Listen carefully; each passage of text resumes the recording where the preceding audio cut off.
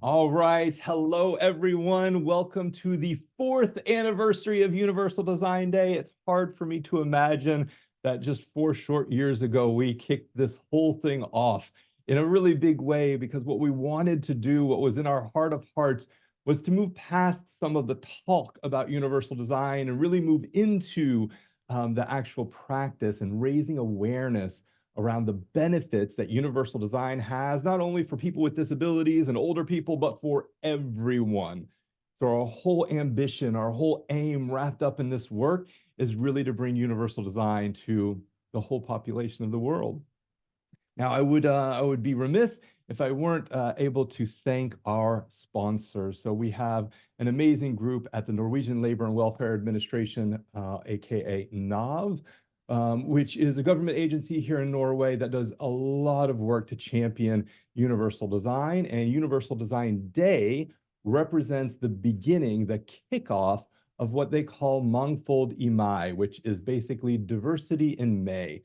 And so it gives us a chance to really start that series of events and festivities in a really grand and exciting way. So that's that. Now,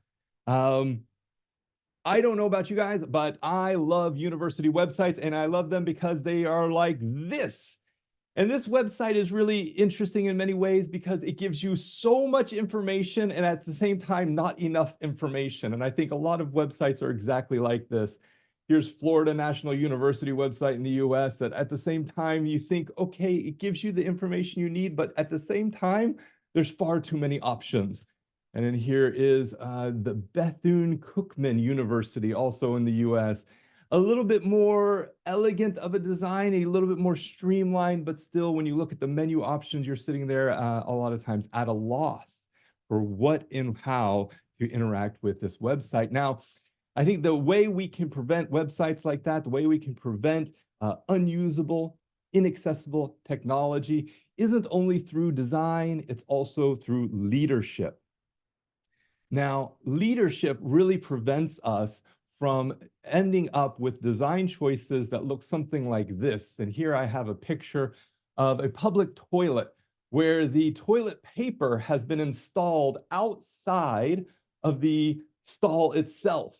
So it's a very inconvenient design, to say the least, and if not super, super, super embarrassing. So I think leadership gives us a pathway to preventing us from doing things, really silly design choices like that. Now, I know a lot of us understand the value of good design. And I know a lot of us understand that it goes beyond just the designer's responsibilities. It's really a company-wide kind of issue.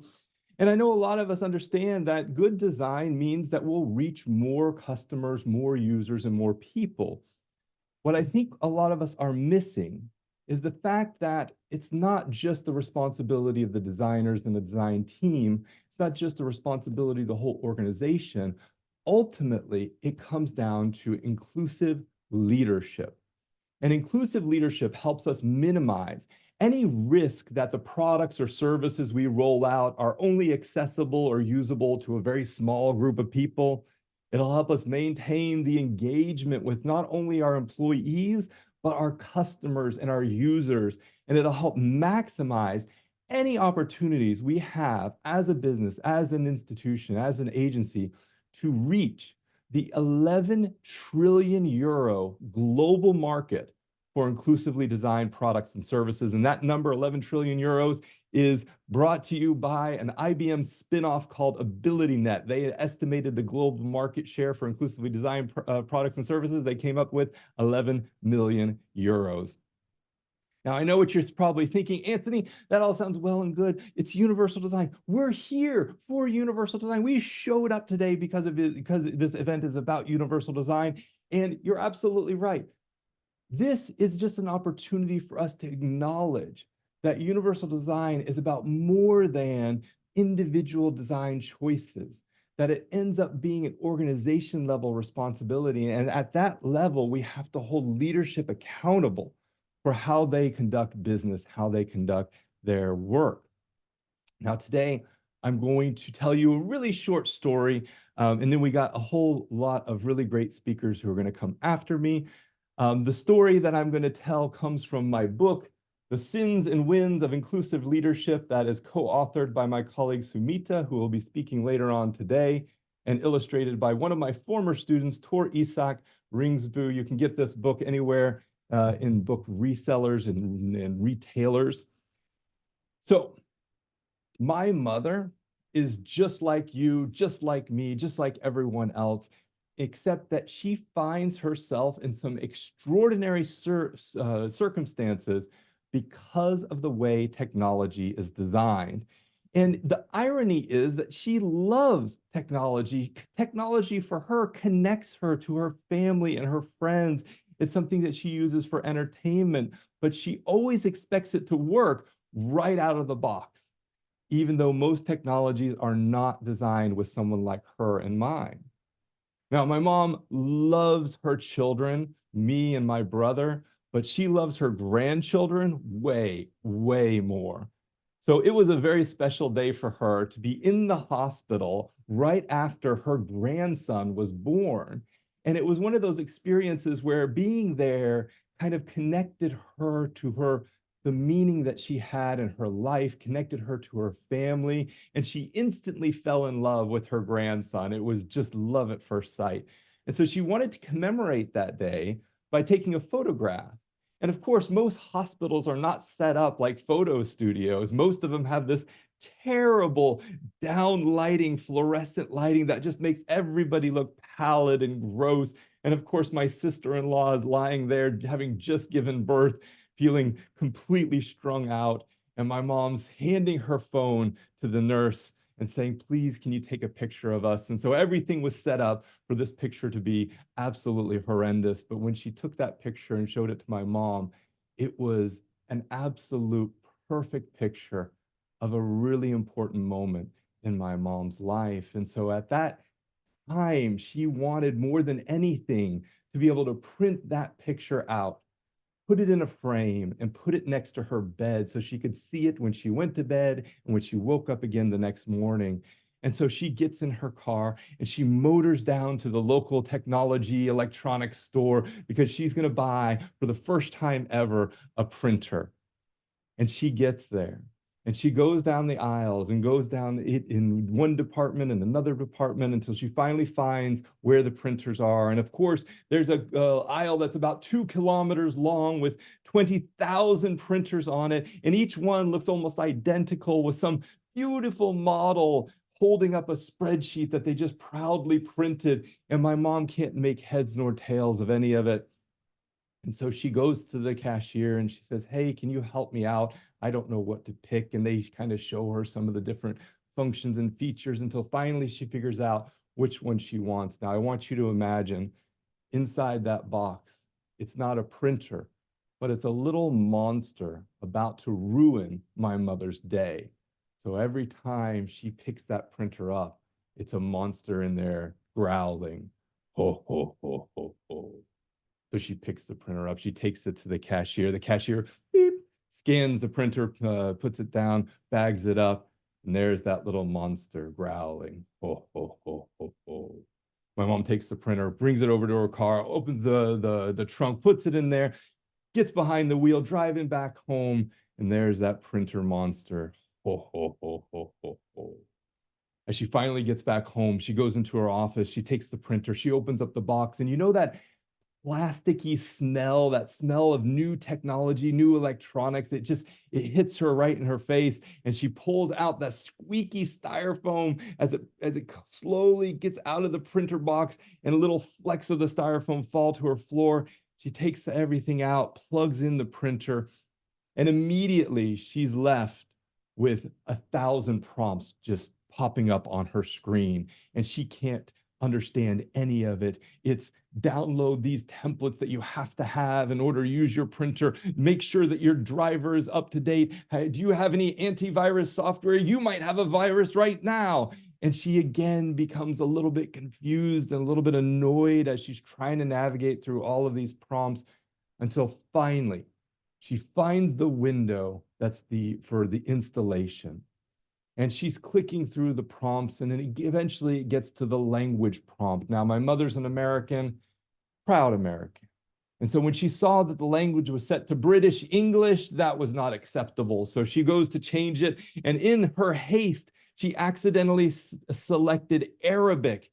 And immediately the whole interface changed and she grew even more confused and more frustrated. And as she's trying to figure out how to change it back to English, she's growing more and more angry, more and more furious. And her finger on the mouse is now just a claw as she clicks and clicks and tries to find how to install this printer. Finally, she gets so frustrated and angry that she does what a lot of parents do in those moments and reaches for the phone to call up tech support. And in my mom's case, tech support is my brother. My brother is my mom's IT mentor. He is the Gandalf to my mom's Frodo. He is the one to tell my mom, okay, let's see what's the matter. Take a breath. Have you tried turning it off and on again? Is it plugged in? And slowly trying to patiently guide my mom through the steps. Now, my brother's a kind of tech genius. He goes to yard sales and garage sales, and he'll buy the jankiest piece of technology there, come home and lovingly restore it to like new condition. But even he, in his mastery, wasn't able to figure out how to move this software forward. And he got so upset and angry that he just said, Mom, I'm going to have to come over later and fix it. So he hangs up the phone. My mom hangs up the phone and she sits there with her head buried in her hands, trying to figure out how and why and what is wrong with this printer. Now, my mom is a lovely woman. She stands all of 1.4 meters tall. She's from the southern part of the United States, where they pride themselves on their courtesy, their gentility, their politeness.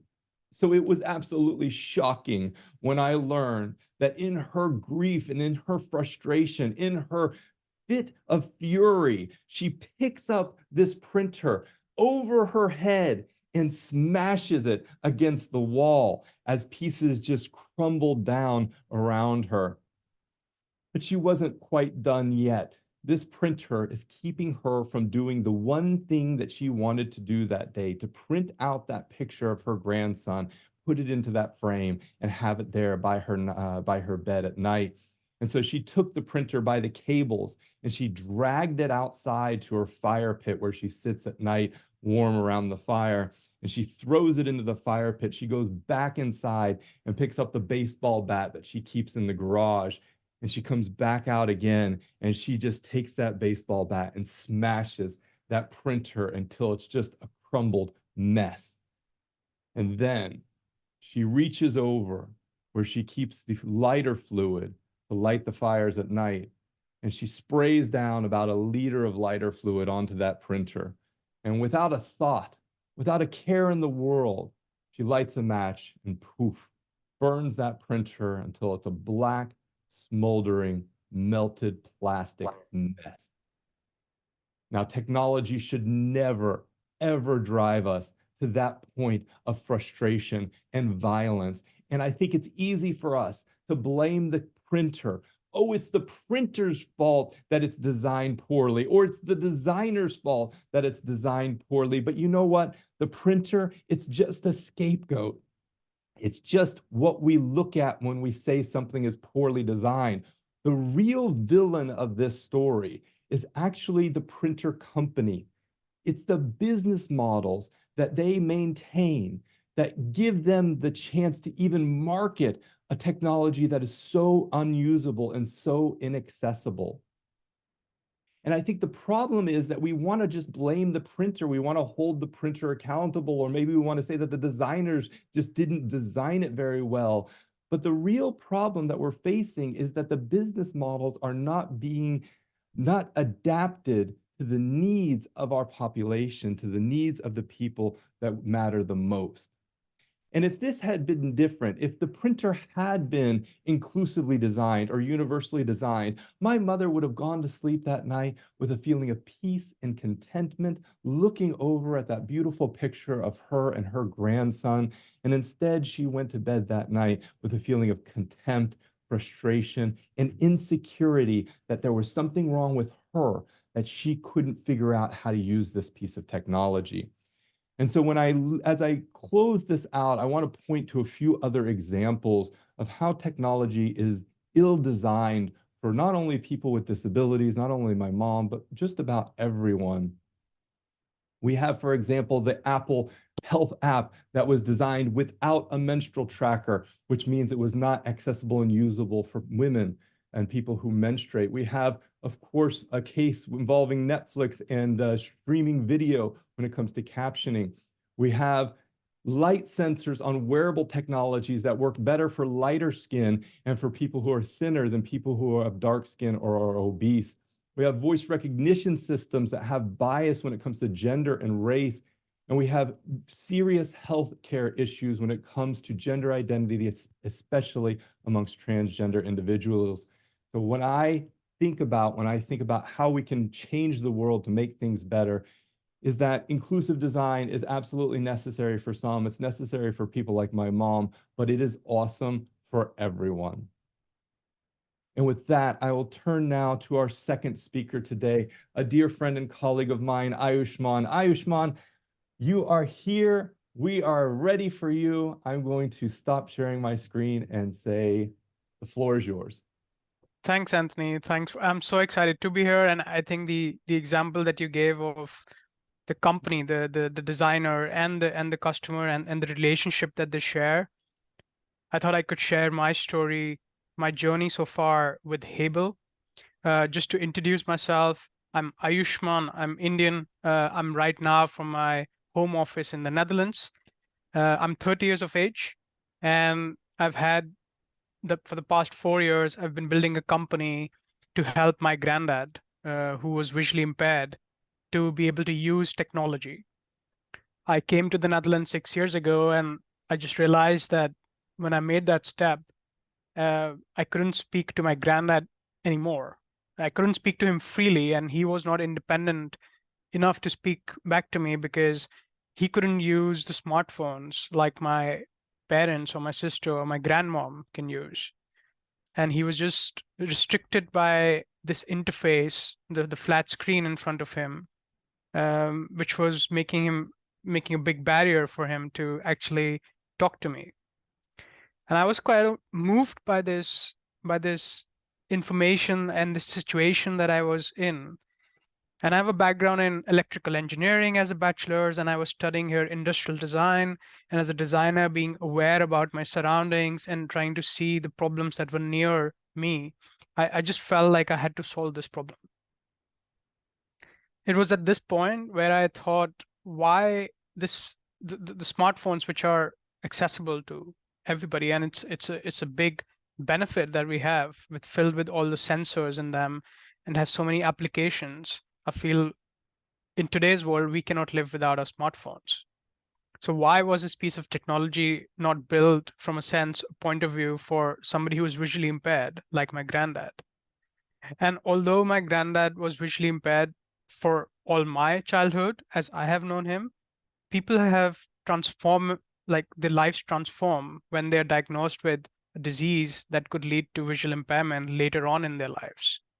So imagine somebody living the first 40 years of their lives, like sighted individuals, being able to use the phones, see color, see the apps, look at the smartphone interface and being able to interact with it. But one day they're diagnosed with such an irreversible thing that they're left with no other options. And at that point, they realize that their life cannot go back to the situation and it was, and they need to adapt again, need to relearn the ways of life again to be able to live and be independent. I just felt I had to solve this problem, but I am not somebody who's visually impaired.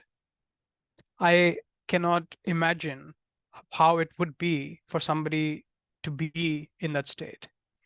And as somebody who took responsibility or ownership for solving this problem, I felt we had to find other ways of solving it. In the Netherlands, where I don't even speak Dutch, and now I do, but 6 years ago I couldn't, I thought I need to go out there and start speaking to my users or potential users and ask them about the problems. maybe I can find a way to include my co-founder and my team that I built together with the future users and try to bring them into the design process. Maybe I can collaborate with this community of users and co-create a solution which is not only useful for them, but it could also impact the other 10 million people who could use the solution globally. And this is the process that I went through together with the community, where we would make a hardware solution, for example, which is, I could show you the final result, which looks something like this, which is like a controller for a smartphone. But in the journey of designing this controller, this keyboard, we had to go through a lot of iterations. It was over 100 prototypes that we made continuously with a 3D printer. We went to the user and even tested the button presses. I remember having 5 different types of button presses and asking the user which one, and we changed the thickness, so how well you press it and what kind of a reaction does it bring. And we would test all of them and take feedback back to the design team and say, okay, this is the direction we need to lead to. But I felt this is a process that we're very familiar with. It didn't really feel as if we were doing something so different from other design processes, because you would, as a designer, bring different solutions, test the one that is there, and then basically go with one solution. It was the moment where we got all of these units. So I went through the entire journey where we had the design manufactured and the manufacturer working with us. And one day we have these 10,000 units that we ordered coming to our office. So we start shipping these out to our customers.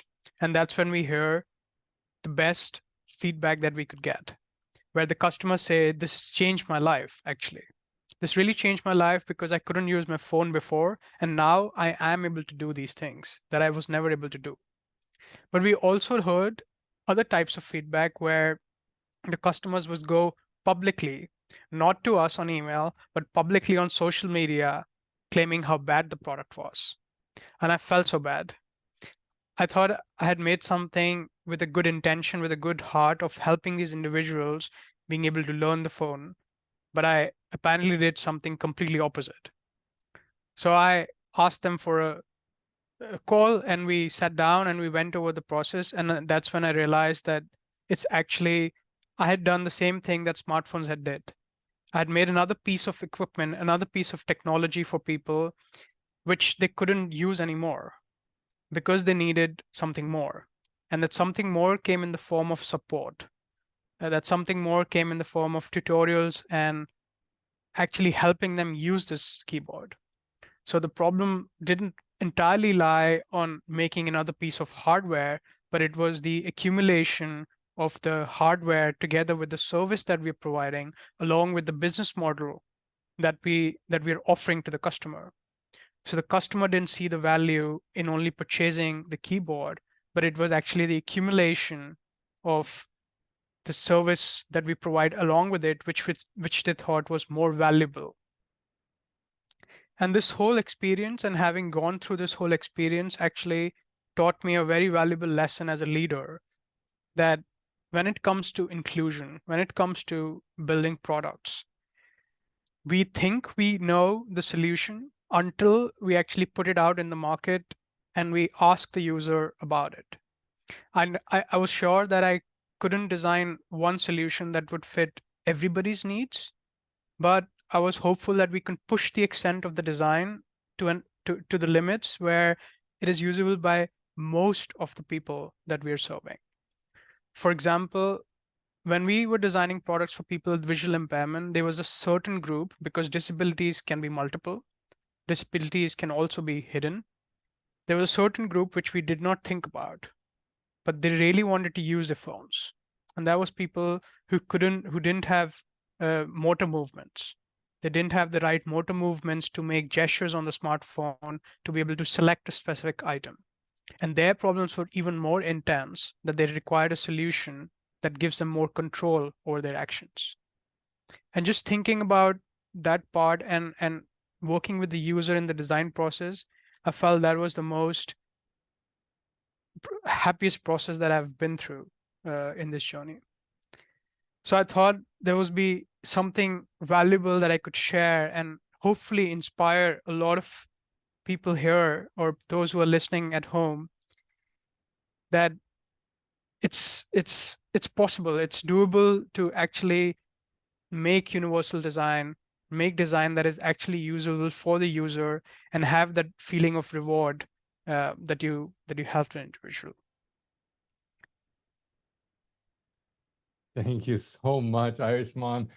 That was just such an honest and open account of your work. And so I just want to acknowledge how challenging that can be for those of us who work in this field to kind of say, hey, here's what I've learned in my journey, and here are kind of some of the missteps I've made. We hear a lot about good practices and best practices and these practices and those practices, but I think hearing an honest account of how you come up with a new piece of assistive technology and the road that you went down to get there it's heartwarming, but it's also it allows us to take advantage of your wisdom now that you've gained over the years in this work. And I think entrepreneurship is one of the key ways that we can continue to accelerate and grow this field of inclusive design and universal design. So I just want to express my sincere appreciation for your openness, your honesty, and for sharing that beautiful, beautiful story. Thanks, Anthony. And if anybody, if ever they want to connect or talk more about it, they can always reach me out on LinkedIn. Beautiful. Very, very well done. Okay, with that, we will turn to another dear friend and colleague by a man by the name of David Coates. David, the floor is yours. Thank you, Anthony. I'm just going to find my presentation here. Might have to, there it is. Hi, everyone. Thanks for having me. I'm really excited to be here. I hope everyone can see my presentation now. Can everybody see that? Yes? Okay. I'm assuming you can. I'll start off by telling you, I'm going to explain a project that I worked on during COVID and after COVID, which is still ongoing.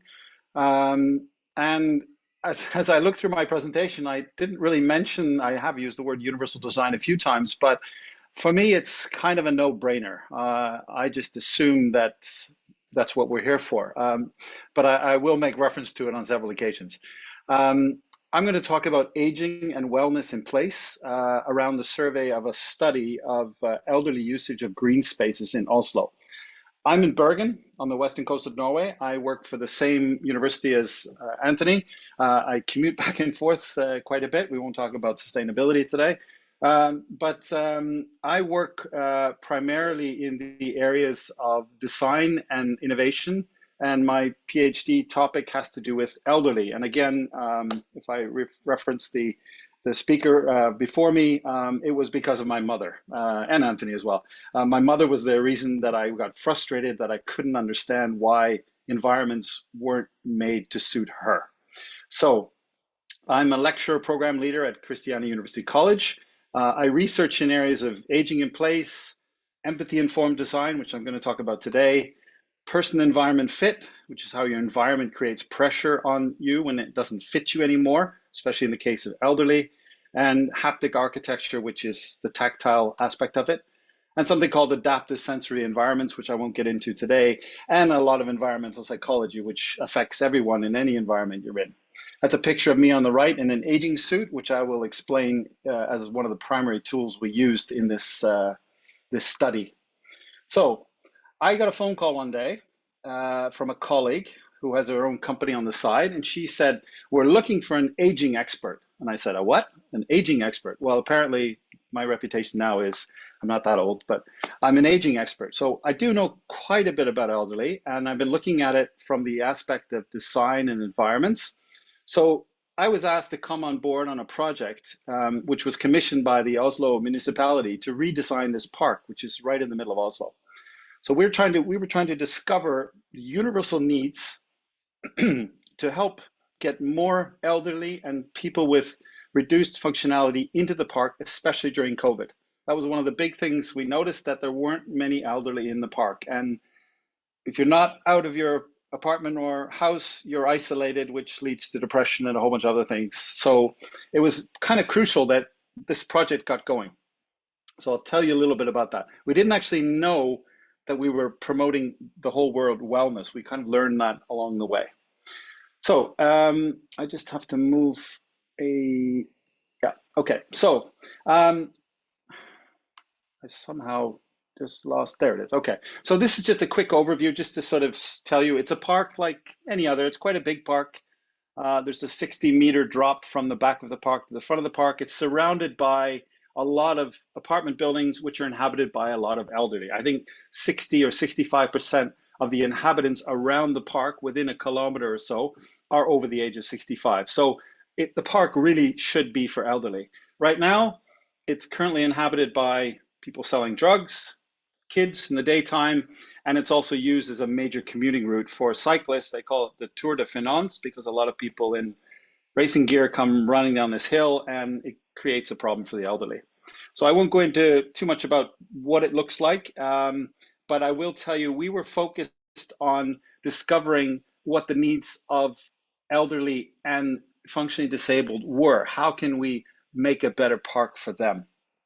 And these landscape architects who I worked together with, they had never really done a lot of sort of empirical research. They never got out and asked people. They started drawing trees and roads and paths, etc. But I was called in and they said, what do you want to do first? And I said, the first thing I want to do is understand the park from the view, from the perspective of the user, the end user.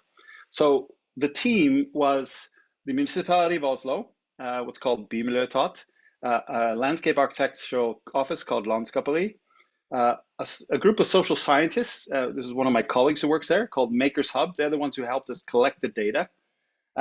Myself, I was an advisor, and then the other municipality departments like the cycling department and the parks department and the parking authorities. And I think there were 70 different authorities at a meeting we had, because everybody is a stakeholder and everybody has a say, and nobody wants you to ruin what they had. So if we just a quick sort of recap here, everybody knows there's an aging wave coming, gray tsunami as it's called. And in Norway, like most post-World War II countries, there was a baby boom, and that baby boom now is getting older. So everybody born between 1946 and 1964 is now approaching retirement. And the peak of this wave will hit in about 2030. So there's 850,000 between the ages of 67 and 90 in Norway, 16% of the population. Pretty powerful voting group who can still vote. A lot of them live alone, and their life expectancy is increasing. So this problem isn't going to go away. It's because of medicine, it's going to get bigger. So we need to make some changes.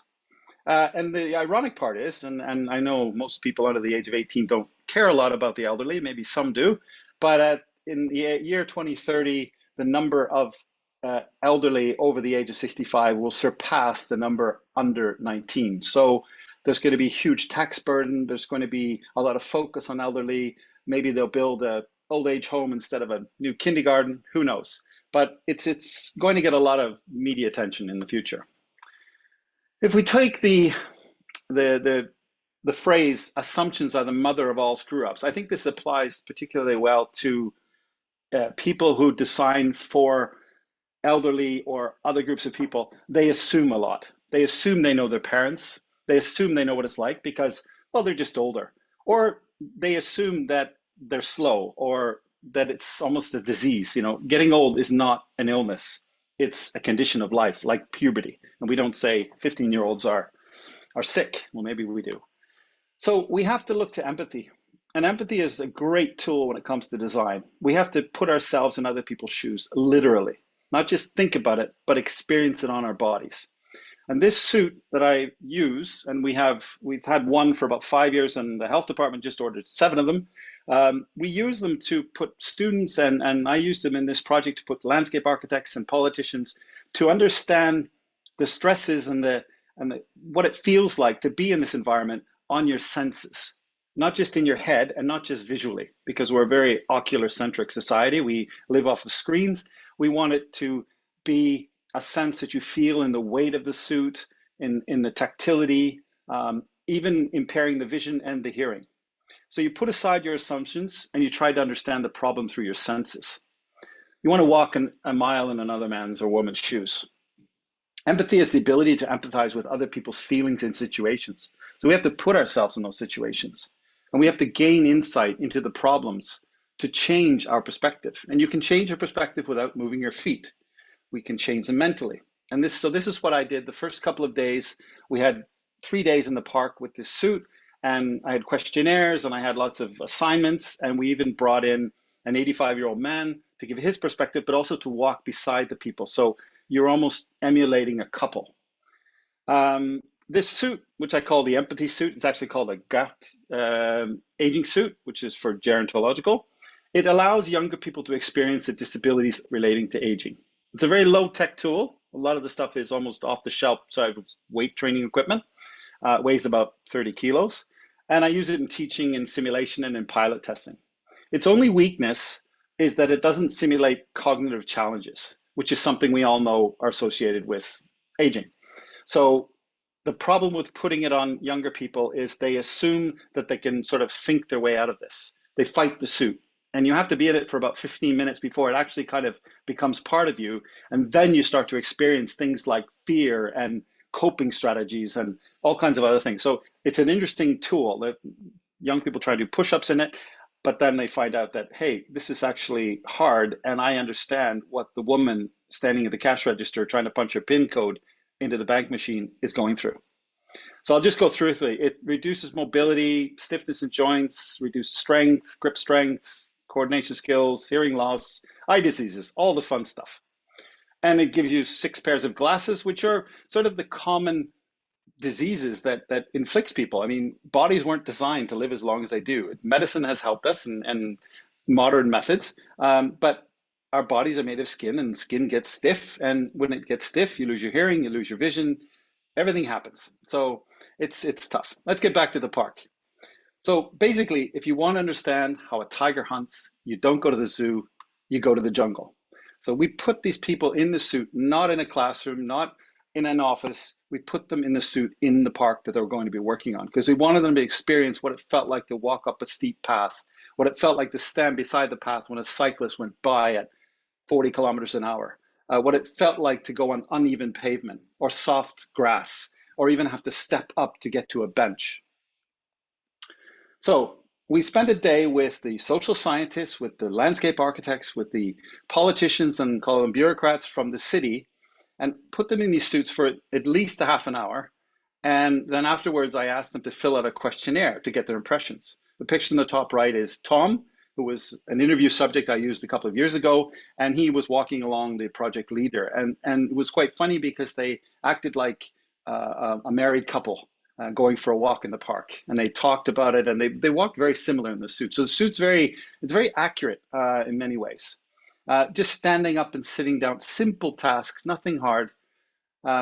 So reading, trying to read signs and the height of signs, and try to put a piece of trash in the trash can, and all these simple sort of tasks. You see the path in the background. It can be quite steep in that suit. And just having a conversation, just normal things that people do in parks.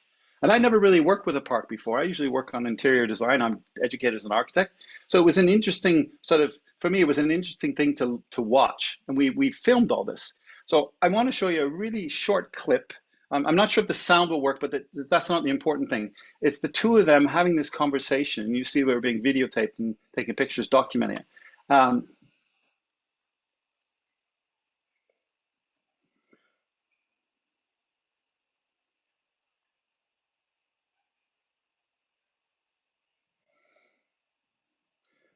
So they're talking about the unevenness of the pavement.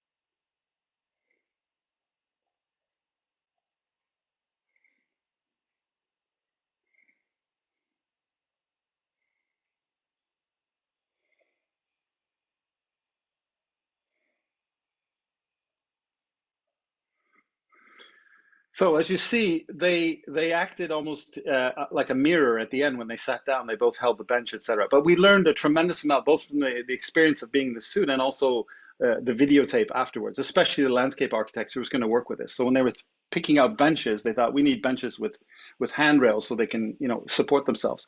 So the takeaways from this first phase, which was this empiric deep dive, was that every stakeholder had insights. So we had all kinds of different people working on the project. So everybody was on board. Everybody had the same perspective when they started, and they were able to understand the target group's perspective. Universal design is not always designed for everyone, and we all know this. This is why we're here today. But the pandemic highlighted the need for good multi-use organized spaces. So the pandemic did us a favor in many ways. It was a horrible thing to live through, but it did us a favor because it pushed people, it gave us a problem we had to design our way out of. So the park hasn't been renovated yet. It's due for construction next year, but all the plans are in place and all of our work is going to be put to use. So just quickly, we collected 116 interviews. A lot of them were done with a walk and talk format. So we were with the people as we were walking through the park. Physical and digital collection. We had a town hall meeting with retired landscape architects. So we were using people who had done this as a profession, but now they also were in the same physical and cognitive conditions. So they were really helpful. And sorry about the spelling mistake, functionally impaired children and adults were also interviewed. So we wanted it wasn't just about elderly, it was about people who would struggle in certain areas of that park. And the findings, we based our findings on something called the 6 dimensions of wellness, which comes from nursing theory.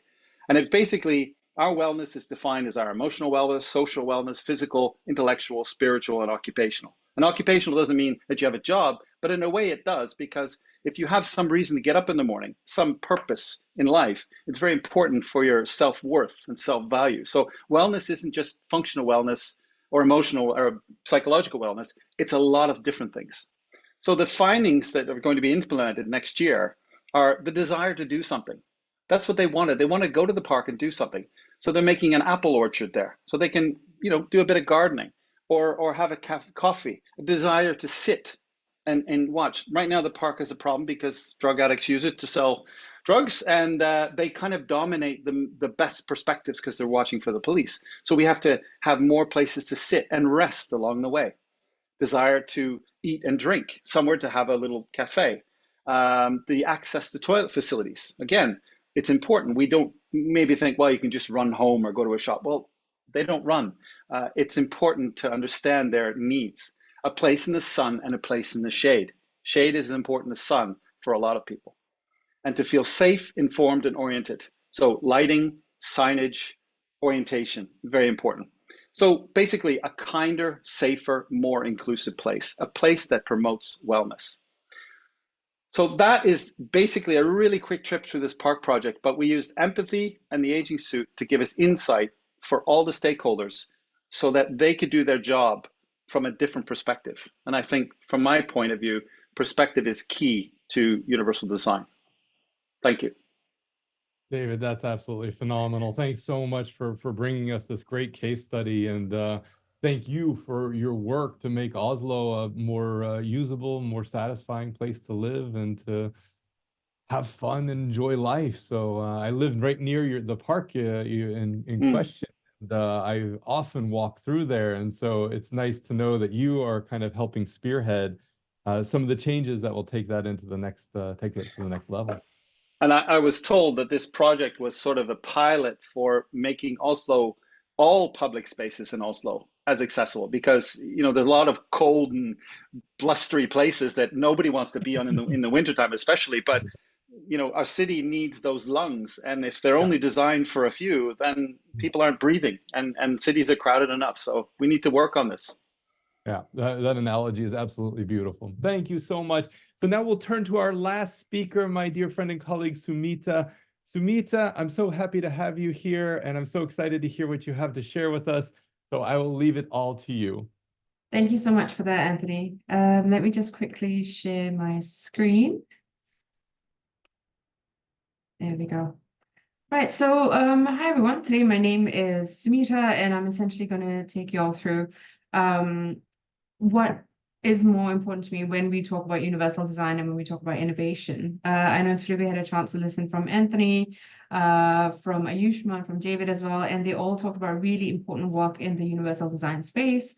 But what I want to talk about is to take a little bit of a step back and really understand that before innovating, what is the important thing that we need to understand? And that, to me, is culture, the culture of the space that you're working within, and the culture of the people that you're working with. So before I take us through, I just want to share a couple of stories that I felt really encompassed the idea of culture. And the first one that I wanted to talk about is, sorry, my slides are not changing. There we go. Cheese versus curry, right?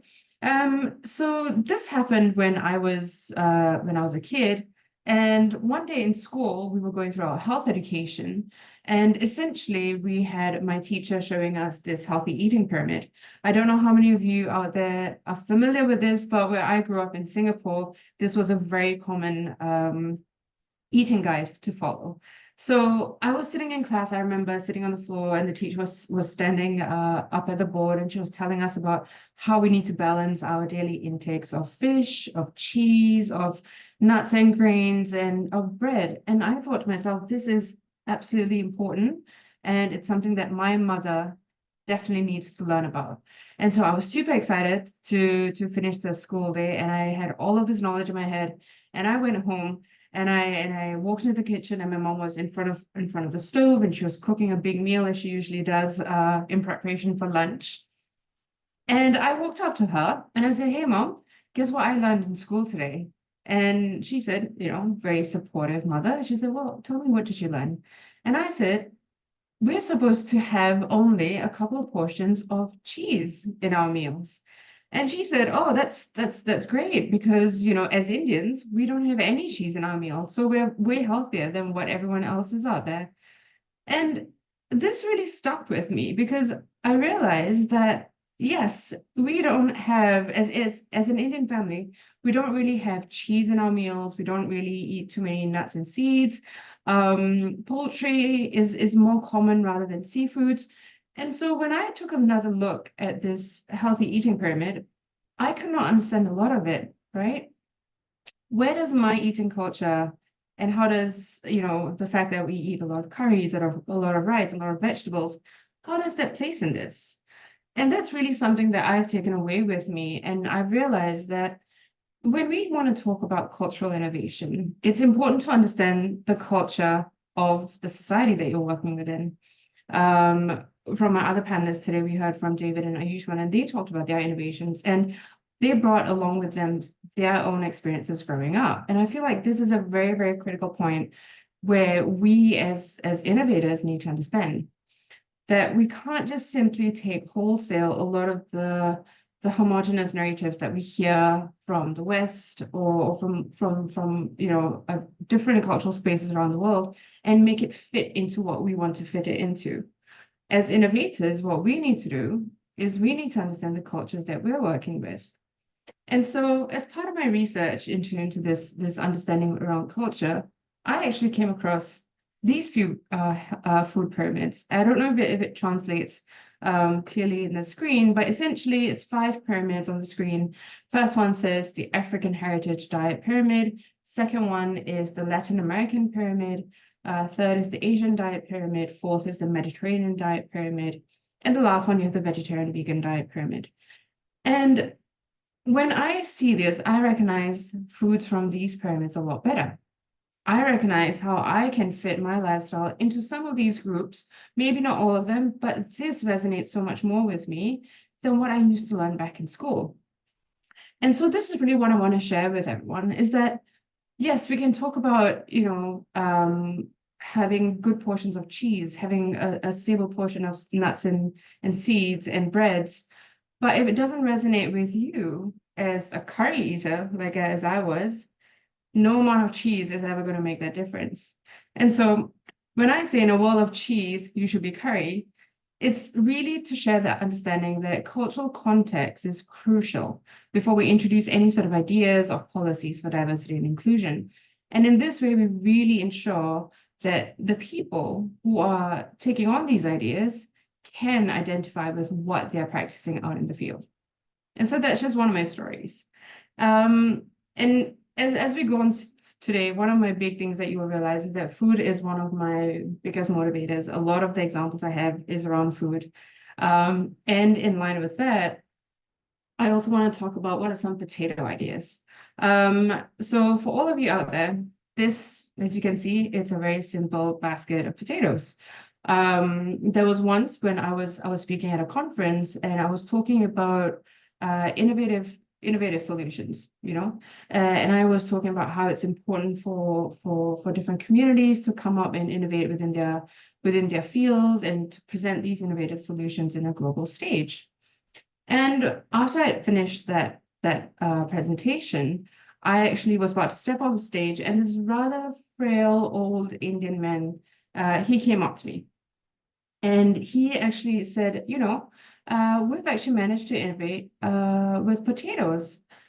And I was thinking to myself, I was like, how are potatoes innovative? Like to me, they grow in your backyard. You can buy them for 10 cents at the market, and they're not very innovative to me. And he actually talked about how potatoes actually helped to save the lives of some of the children in his village where he was a leader of. And he was being very cryptic and very secretive about how this whole potato innovation was happening. And so I really prompted him. I said, please explain to me how do potatoes help children in a village other than, you know, feeding them a healthy diet? And he actually explained to me that in his village, there was a prominence of children growing up with mobility difficulties. So they had trouble gripping spoons, they had trouble holding pencils, and so they couldn't really do very well in school. And while he was explaining this to me, I was thinking to myself, there's actually these spoons that you can grip that's meant for people with cerebral palsy. And I was about to suggest this to him. I was like, did you know in the US they have these spoons and they cost probably a couple of €100, but I'm sure this is something that could help the kids. And he looked at me with a little bit of, you know, compassion. And he said, you know, hold on, we found a much better way of doing this.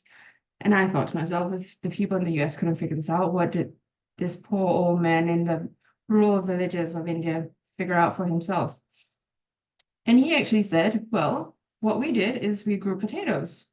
And when we grew the potatoes, what we decided to do was to teach kids how to hold spoons by inserting them into potatoes like this. And as the child grew and as his mobility changed, you could change the size of the potatoes. You could make it a little bit smaller for tighter grips. You could make it a little bit bigger for much looser grips. And this is how the village in India managed to innovate for kids with disabilities in their environment. And I thought this was such a fantastic idea. It was something so simple and so replicable. And once you're done with the potatoes, you can throw it in a pot in a stew and make some curry for yourselves. But this is really goes back to what we understand as innovation, right? When I talk about innovation, we tend to think of a shiny new iPhone. We tend to think of an app or something shiny and fantastic and costing millions of dollars.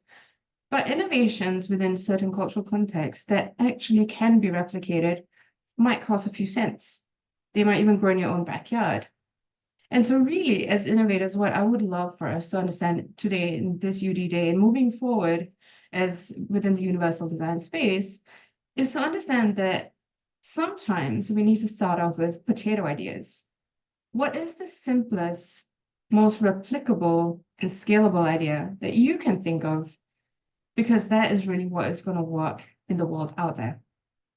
So every time we start with an innovation, I want us to all think to ourselves, what is my potato idea?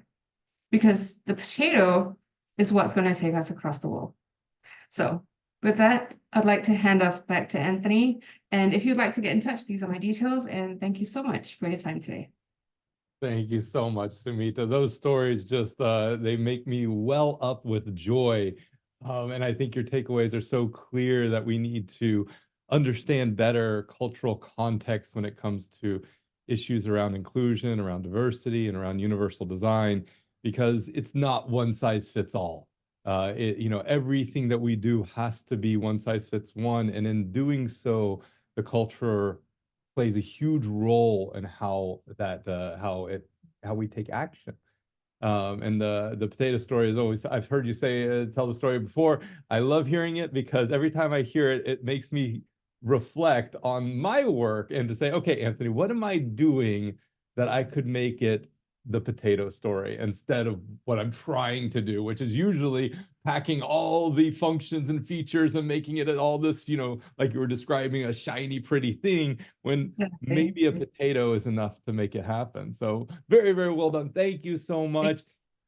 And with that, we are going to start to close down, folks. I want to just thank everyone who's on this call sincerely for your participation today. It means so, so much that you showed up. This is the 4th year we've done this, and we're looking forward to years 5, 6, 7, and 8. Next year, we're really hoping to have this face-to-face here in Oslo. So we're looking forward to actually getting some community together in next year's event. So be on the lookout at Inclusive Creations website and social media. They're going to be announcing the next event in the coming months. And please do add all of the speakers on LinkedIn. We've got, again, Ayushman, David, and Sumita. All 3 of them are active in LinkedIn, so you'll learn so much more as you go on in your work. And of course, you can add me as well here at this QR code, or just type my name into LinkedIn. I am the only one there, and you can continue this conversation at that time. Thank you to Anne and Regant, the team at Inclusive Creation, for all the support and making this happen. You guys are the powerhouse behind all of the work that we do. So I really sincerely appreciate that as well. I hope you all have a wonderful Friday. Thanks again for taking the time to spend with us today. And I'll see you all soon.